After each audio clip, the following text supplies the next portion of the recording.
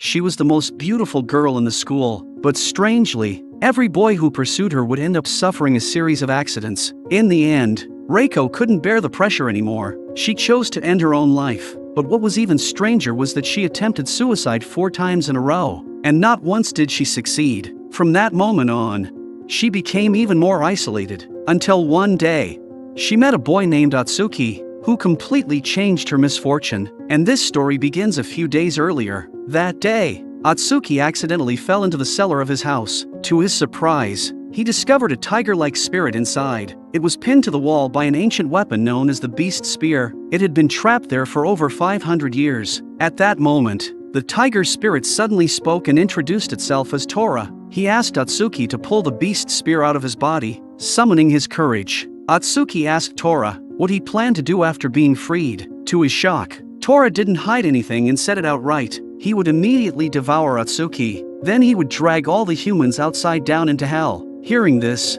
Atsuki turned around and walked away without hesitation. Seeing this, Tora immediately backed down and began begging Atsuki to save him. As long as Atsuki pulled out the Beast Spear, he would obey anything Atsuki said. But when Atsuki asked him again what the first thing he would do after getting out was, Tora still insisted that he would eat Atsuki in one bite. Furious, Atsuki left. The next day, 2 female classmates came to see him. To Atsuki's shock, he noticed countless transparent spirits floating around them, and he was the only one who could see them. Atsuki immediately realized this must be Tora's doing, so he rushed to open the cellar and demanded to know what Tora had done. Tora burst out laughing proudly, because he had already anticipated that Atsuki would come back. When Atsuki opened the cellar, he had released 500 years worth of resentment and demonic energy. That energy had attracted a large number of low-level spirits. Before long, they would take physical form and begin attacking humans. At that moment, a girl's scream echoed from outside. Atsuki wanted to go save them, but Tora told him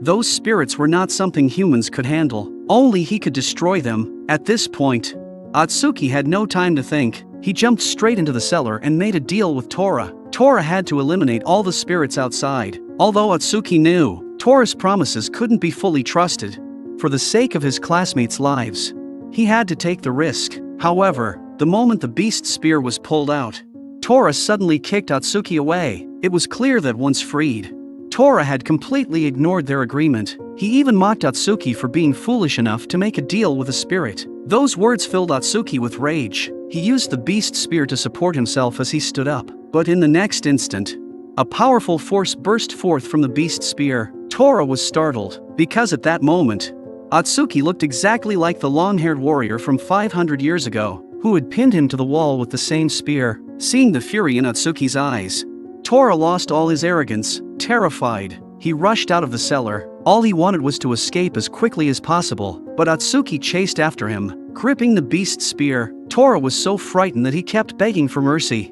At the same time, countless spirits had merged into one massive entity. Fortunately, Tora had now been completely subdued by Atsuki. The two of them joined forces against the giant spirit. In just an instant, they worked together and destroyed it. Even though it was their first time fighting together, they showed remarkable coordination. After the battle, Atsuki returned to his human form. At the same time, he learned the origin of the Beast Spear. It turned out that this spear was forged 2,000 years ago, specifically to slay demons. It converts the soul of its wielder into power to exorcise evil. That's why anyone who uses the Beast Spear gradually transforms into a beast and gains immense strength. At this point, Tora only wanted to get away from Atsuki as soon as possible, but Atsuki stopped him, because Tora had released a massive amount of demonic energy.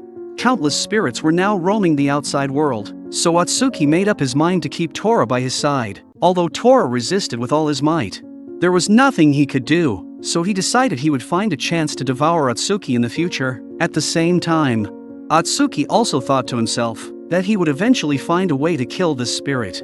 The next day, Atsuki got into an argument with his father Shigeru. With a smug look, he declared that he had already released the tiger spirit sealed in the cellar. Even the Beast Spear, passed down through generations, had become his weapon, but Shigeru refused to believe a single word. However, when he went down to the cellar to check, there was nothing there anymore. Shigeru stood frozen in shock, completely at a loss. Meanwhile, Atsuki arrived at an art exhibition, even though he wasn't good at drawing. He loved admiring the works of the famous painter Michio. This was the last painting Michio created before his death. It was a portrait of his daughter Reiko, but everyone who saw the painting felt something eerie about it. However, Atsuki thought it was incredible. He even wanted the girl in the painting to be his model. As people gathered around, whispering about the artwork, only Tora, standing off to the side, immediately sensed the terrifying curse within the painting. The person who painted it had likely already turned into a demon. The next day, Atsuki ran into school, grumbling to himself, because Tora was once again trying to eat him. Unfortunately, no one else could see Tora, so Atsuki just looked like a lunatic, running around by himself. But at that moment, he was suddenly tripped and fell to the ground. It turned out that an upperclassman named Kenichi thought Atsuki's behavior was far too attention-grabbing, so he decided to teach him a lesson. Just then, Reiko walked over with lifeless eyes. Everyone present avoided her. Rumor had it that anyone who got close to her would suffer misfortune, but Atsuki didn't care about any of that, because at first glance, he had already recognized that Reiko was the girl in that eerie painting, so he followed her all the way, insisting that she become his model. To his surprise, Reiko said a series of strange things to him. She claimed that her deceased father was constantly calling out to her, and that anyone who got close to her would end up dying. Atsuki tried to catch up and question her further, but unexpectedly, the curse came true almost immediately. A large truck suddenly charged toward them. Right after that, a dark shadow shot out and vanished into the air. After this incident, Atsuki finally began to believe the strange rumors at school, so he went to find Reiko's classmate Nakamura to learn more about her. Nakamura told him that Reiko was a transfer student. Because of her beauty, she had caused quite a stir among the boys, but her personality was cold, and she didn't like talking to others. Only Nakamura could barely manage a few conversations with her. But not long after, the boys who confessed their feelings to her began to suffer one misfortune after another. Over time, unable to bear the pressure, Reiko started having thoughts of ending her life. But strangely,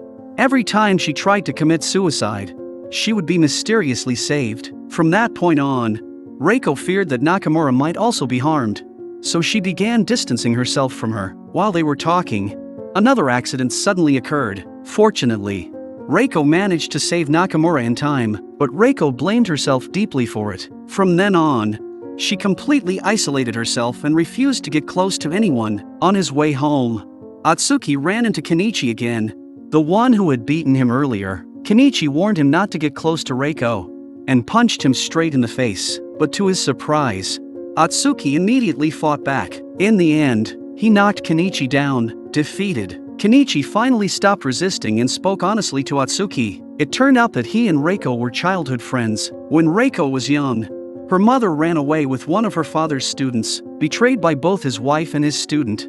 Reiko's father Michio eventually lost his sanity. During that time, Kenichi often visited their house out of concern for Reiko. But one day, he witnessed Michio painting frantically, as if he were possessed by a demon. Not long after that, Michio passed away, and from that moment on, strange things began happening around Reiko. It was as if some unseen force was manipulating everything behind the scenes. Even though Atsuki had encountered Tora, he still found it hard to fully believe in these supernatural events. But when he saw Reiko standing alone under a tree, he took the initiative to approach her. He asked her to teach him how to dance. Reiko refused him outright, but under Atsuki's persistent and enthusiastic invitation, she eventually agreed. From the expression on her face, it was clear that she also wanted to be with others.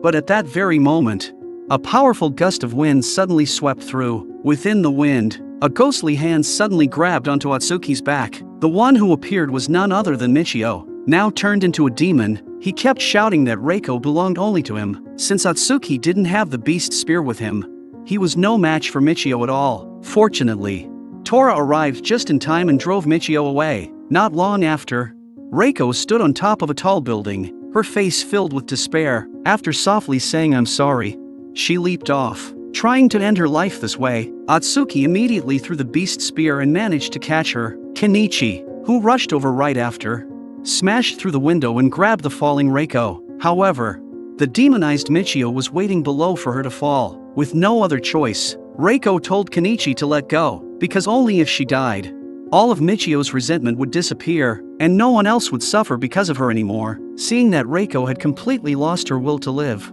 Kenichi seized the moment and confessed his feelings to her. Atsuki also immediately told her that she wasn't alone. They both wanted her to keep living. Their words began to shake Reiko's resolve, but Michio below kept calling out to her, urging her toward death. In the end, with Atsuki and Kenichi desperately trying to persuade her, Reiko finally chose to break free from her father. Seeing this, Atsuki used all his strength to pull both of them back into the building. Reiko and Kenichi embraced each other in tears, but this completely enraged Michio. He believed that Reiko had betrayed him. In his fury, he grabbed both Reiko and Kenichi, trying to drag them into his painting, but strangely, the beast spear failed to pierce through his skull. Tora, watching from the side, burst out laughing, stabbing wildly like that was useless, because the demon Michio had become originated from that painting. Only by returning him to the painting could the beast spear destroy him completely. At that moment, Michio grabbed Atsuki, trying to pull him into the painting as well. Tora told Atsuki to beg him, as long as Atsuki said something nice,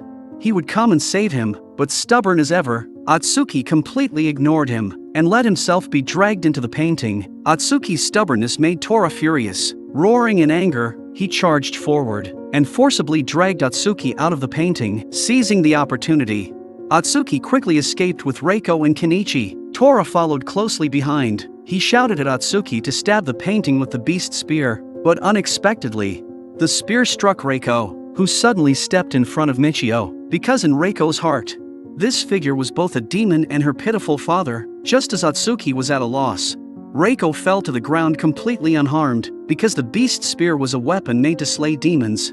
It would never harm a human. Amid a piercing scream that echoed through the air, the demon, along with the painting itself, was finally shattered by the beast spear in Atsuki's hands. After the demonic energy dissipated, Reiko's father finally regained his sanity. A gentle smile returned to his face. Whether it was the purifying power of the beast spear, or Reiko risking everything to shield him, his soul was finally freed. Then his soul completely faded away. The eerie painting he left behind finally returned to its original colors. At that moment, Reiko finally revealed a genuine smile from the bottom of her heart. Seizing the chance, Atsuki invited Reiko to become his exclusive model. Meanwhile, Tora tried to take the opportunity to devour Atsuki, only to be thoroughly beaten down by Atsuki's beast spear.